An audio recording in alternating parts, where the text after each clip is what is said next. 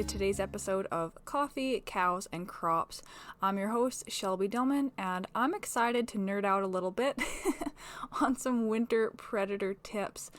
I grew up in rural northwestern Alberta, Fairview area, so I spent a lot of time out in the bush, and I still love being out in nature. Always had a lifelong fascination with wildlife up here. My dad used to work for Canfor back in the day and do some logging, so it was always an adventure when us kids got to go out to the bush with him for the day, and we're always looking forward to seeing some sort of animals out there. Depending on where you live, especially come calving season, it could be a stressful and frustrating time with livestock losses. I'm looking forward to sharing some predator facts to help maybe provide some closure and help determine a culprit when filling out maybe a compensation form, or just trying to get to the bottom of what happened here, what kind of predators are in my area, and how can I deal with this. Maybe in the spring I might do some sort of like a silent killer episode, like toxic plants. So funny side story, when I worked at the St. Paul community pasture, so that's about an hour east of Edmonton, and so St. Paul's thing is like their visitor attraction is like this UFO alien landing pad. So they're kind of famous for that. And so my boss is telling me that bulls in this one particular pasture would always be dying. And so like joke around with aliens, and like some people that really weirds them out. And they have these like very strange damage characteristics. And turns out, I think it was like water hemlock or something and not aliens, allegedly. Anyways, back on track. So the other week we had an event at the Eureka River Hall, and our local Fish and Wildlife officer came out to give a brief chat about what to do and who to contact about livestock kills, and mentioned a few interesting tidbits of info that I looked into further for today's episode. The Alberta government website has some really amazing information and resources, so that's where I pulled some of this info from, things on like the different programs and stuff like that. So it'd be really worthwhile to Google that, and I'll kind of highlight some names of these programs that you can Google if you want to find more information. So I'll go over some things that he had shared with us and kind of elaborate a bit more afterwards. So say there was like a bear kill, and he said to be sure to take photos for evidence. There are some compensation programs for both trappers and livestock losses caused by some predators. It's best that you call your local fish and wildlife detachment, or better yet, have the local officer's contact information on your phone. He had mentioned that there is a trappers compensation program in place for licensed trappers, and they're looking for trappers to enroll in our region, or in this area, Fairview in particular. This can help control dense population of, say, like wolf problems. So there are some stipulations, and it's 100% best to talk to him or the wildlife officers or detachment directly for more information. I'm just kind of condensing things. He also mentioned that there was something called a damage control license, or DCL. And what that is like a program to deal with certain species of wildlife that are causing damage to property or posing a threat to human safety. I remember several years ago there was a bear causing some disruption just a couple miles away in an elderly neighbor's farmyard, and that just wouldn't go away. So it'd be something like that. So something to control wildlife that's causing or will cause personal property damage or threat to human health and safety. There's even a migratory bird damage permit, so things along the line of like goose cannons or removal of ducks and geese who are severely damaging crops. I highly suggest you look at the Alberta Wildlife website, or Google it, or call in and to get more information on these damage control licenses. I believe he said there was a DCL in place up in our area, and it was used previously before, or some sort of compensation program, and it's ready to go, and they've been used in the past. He said the community pasture out in Bear Canyon had some grief, and they launched this program, and it took 15 to 20 losses a year down to 0 losses. It was very successful.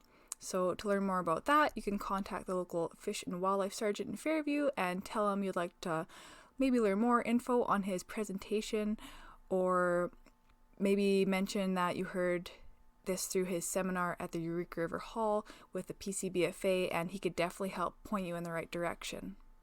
He had mentioned that there was something really interesting. So eventually packs of wolves or coyotes, I'm just going to refer to coyotes for now because I've actually had experience with this on our farm growing up. I remember this ever since I was a kid. So believe it or not, they'll learn boundaries.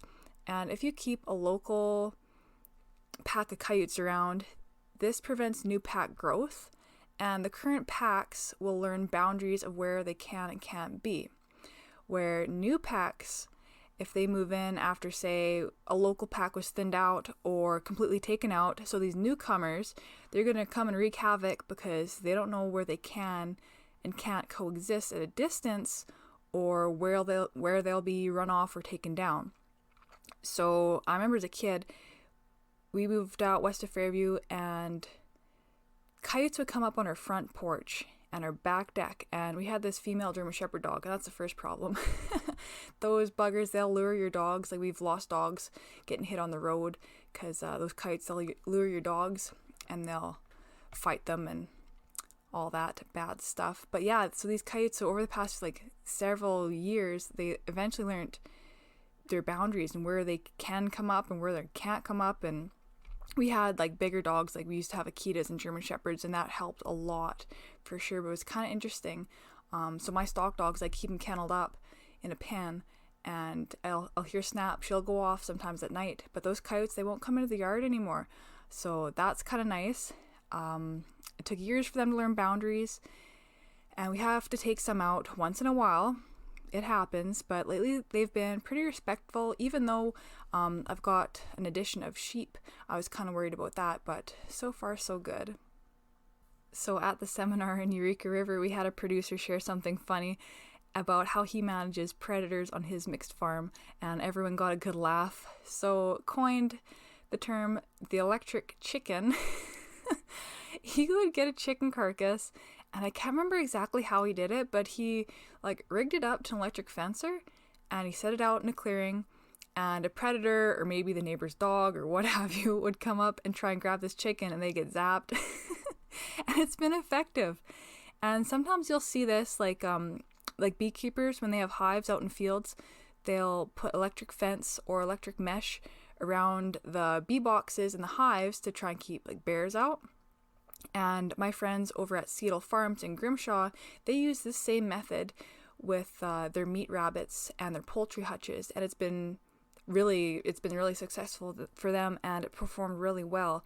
So that's kind of neat. I know is it Gallagher? I believe they'll make almost like a hog fence, and it's like an electric netting, like almost like a page wire kind of deal, and it's kind of neat stuff. So you might be able to utilize that for something along the lines of the electric chicken, or to keep critters out where they're not supposed to be.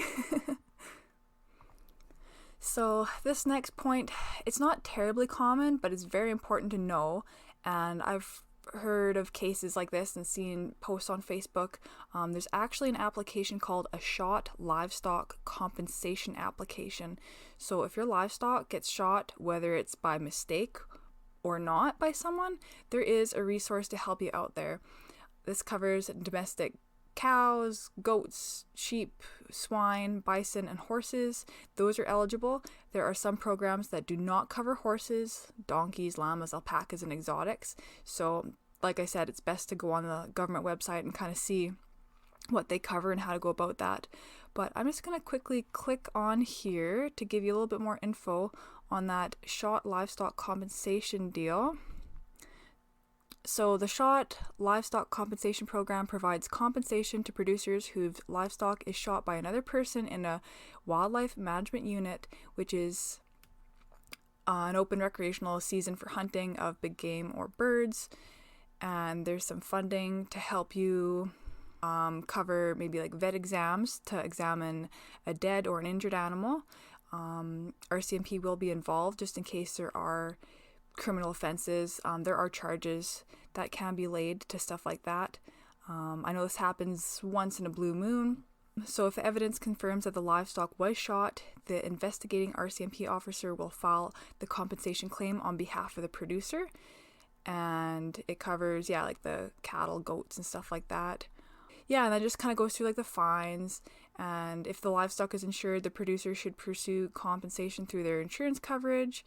There might be a deductible that may be eligible, so there's that. So I really suggest if you Google Shot Livestock Compensation Program in Alberta, it'll come up with everything you need to know. So I thought that was really neat. I'm going to switch gears now and give you an idea about the Wildlife Predator Compensation Program and some critter attack facts. This is where I get to nerd out. I've seen things like this when I was out cowboying, especially on lease land, like out in the mountains out by Rocky. And we've had some weird mystery cases, like calves coming in with some damage. And there was one calf, and we had no idea how it happened because it didn't really fall into any of these categories, but I'll kind of give you some information on this program, and then I'll also read a bit on their page. So producers may qualify for compensation attacks by larger predators, except like coyotes, so bears, wolves, cougars, and even eagles. That was listed on there, and only open to cattle, buffalo, sheep, hogs, and goats, so no horses, exotics, or other fun little critters like that. Vet fees and meds, they can be compensated up to the value of the injured animal. So when this happens, you'll have to consult with a fish and wildlife officer and make sure you report it within 3 days. And it's super critical to preserve any evidence and take photos and don't disturb the area. So it'll also be a good idea if you maybe tarped something. You could skin it out to look for puncture marks or any other kind of evidence. So on the Alberta government page for the Wildlife Predator Compensation Program, it gives you a little bit of an overview, and it's got a nice chart. And so on the one side it says compensation is paid only for, compensation is not paid for.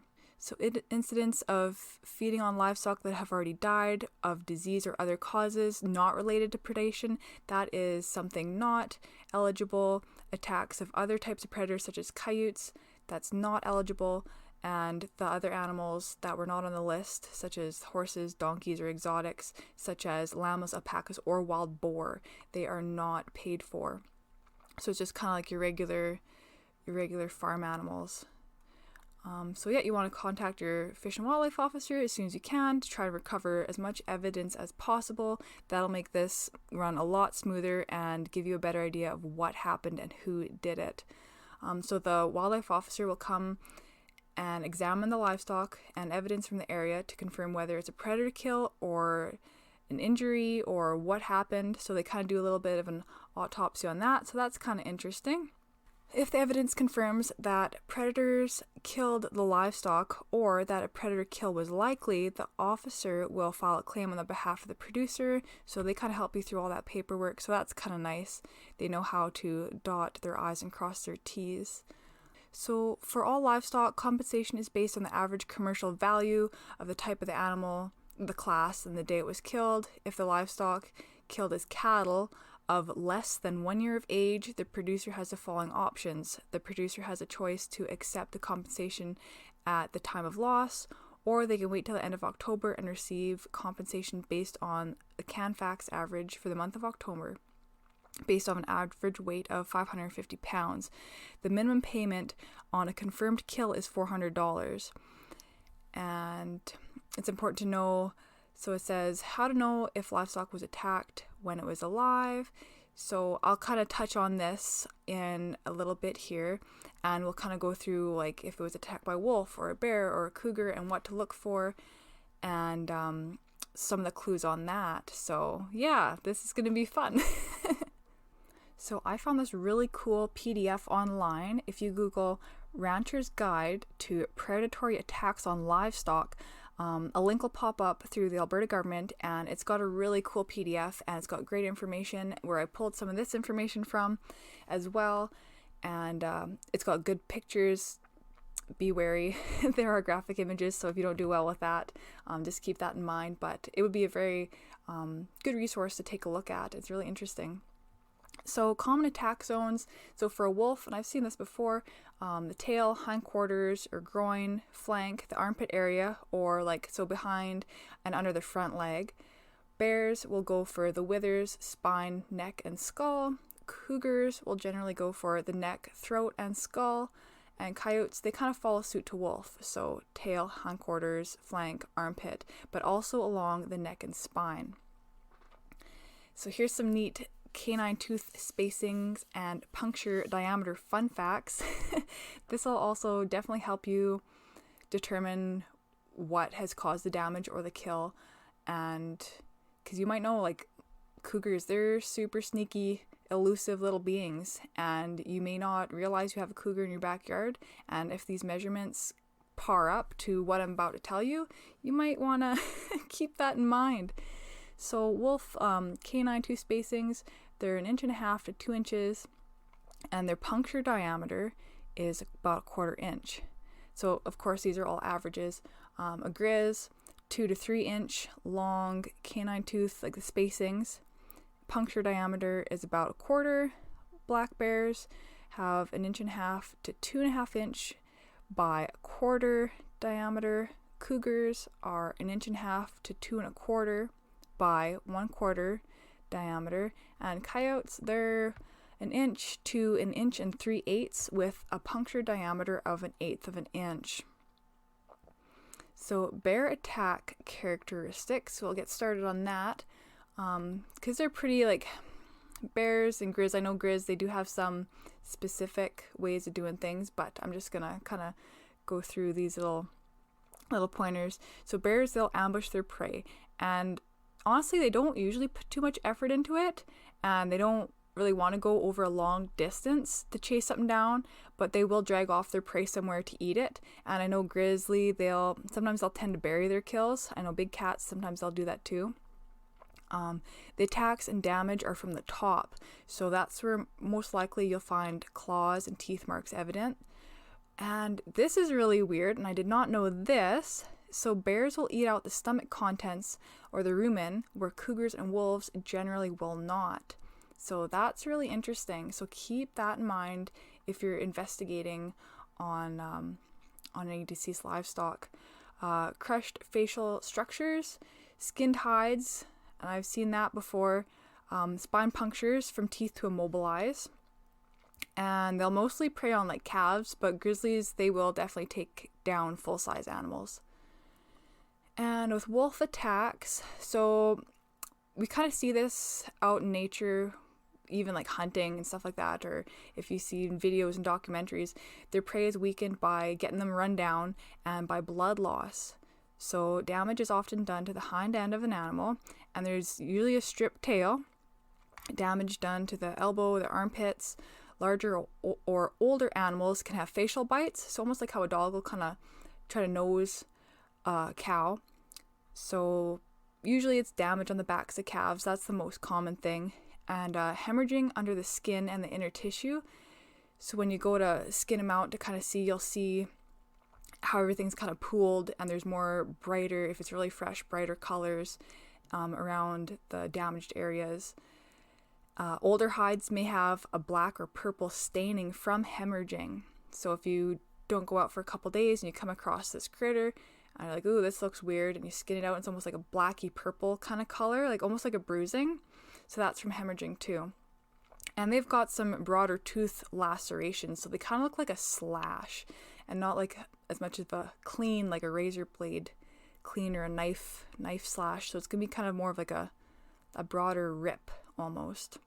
So cougar attack characteristics, these things, like, they make the hair on the back of my neck stand up. I've only seen them a handful of times, and they make me nervous. You hear horror stories about guys, like, on the oil field leases and stuff, and cougars getting people. It's pretty scary. So as we know, kind of like house cats, they'll stalk and then rush up from a short distance. You know how house cats are kind of lazy? Well, these big house cats kind of on the same wavelength. So they'll kind of rush up at a short distance and get them. Or I've heard of them coming down on you out of trees and stuff like that. Not quite often, but I've got some friends down south that do those hunt and hound competitions, and I've got some friends that use hounds to get rid of cats onto tree cats so they can be removed of properly. So mostly they'll rush you, and that's about it. They're kind of a low effort kind of creature, kind of like bears, so they won't really chase anything down too far, but they will drag it off to eat it. Usually these kills are by biting the head and the neck to crush the bones, or a bite to the throat to crush the windpipe. Minimal readjustment to maintain a kill, so you know how like a mouse or a cat will jump on a mouse and they won't really fight it too bad. So there might only be 1 or 2 initial areas of laceration or puncture in a close proximity, whereas if there's something like really fighting like wolves hunting packs and stuff like that, they might be fighting, there might be some points of damage in some multiple areas, where cats it's usually pretty quick and painless. This is turning into kind of a gruesome episode. I'm so sorry, but I'm so fascinated. So claw marks, they might not show up, like not on all of the paw pads. They will show up as lacerations, like extremely clean, like a razor blade or a knife. I know of some horses that have been jumped by cougars, and it's tough. They're really tough to pinpoint, because sometimes it will look like a barbed wire laceration. It's funny. It's hard to say, but usually when like a cougar goes through a pen or something, like animals, like livestock, they are shook up. But yeah, so keep that in mind. They will be kind of like a swipe mark, but not all 5 claws may be visible. They typically go for smaller animals like sheep and goats, but there are many cases of them going after horses and alpacas. They'll tend to eat the heart, lungs, and liver first, so keep that in mind when you're going out there to do your little autopsy. If those 3 main organs are gone, it's probably a cat. And remember, if the stomach is gone, it's probably a bear. And this is kind of neat. I thought this was interesting. They'll pluck the tufts of hair or the wool away off the hide. And I know like cats, they kind of do that too at house cats, and they catch like a squirrel or something. And so they'll chew on the tissue instead of tearing at it. So if there's little tufts of hair laying around this critter, that's probably a cat. And coyote attack characteristics, they're a similar manner to cougars and wolves. They'll often hunt individually, but also in packs. They'll attack from the rear, but they might suffocate their prey by crushing the windpipe like cougars do. I thought that was kind of interesting. Mostly smaller or younger animals as prey. There may be multiple laceration and punctures during an attack. So for immobilization, like I was talking about the cats previously, quick and painless, while coyotes, because they are a smaller animal, it might be a bit more of a workout for them to get to their end goal.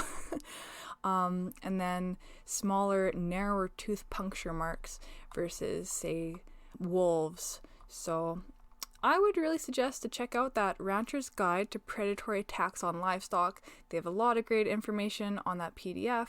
A lot of good articles out there. I could read it all day. Lots of really cool stuff. And I probably will. On my own time, I'll look into that, because that's always interesting, and it's very valuable information if you do come across something out in your pasture or on your lease or whatever. So yeah, I hope this was super helpful, because the winter, usually that's when things start to kind of go missing.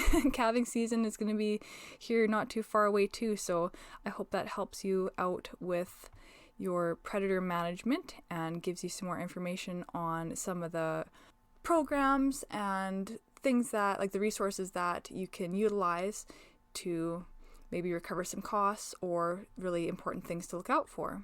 So that wraps up my little talk about winter predators. Honestly, they're all year-round predators.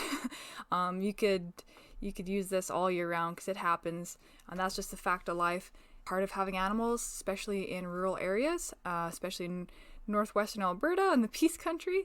So yeah, I hope you enjoyed that.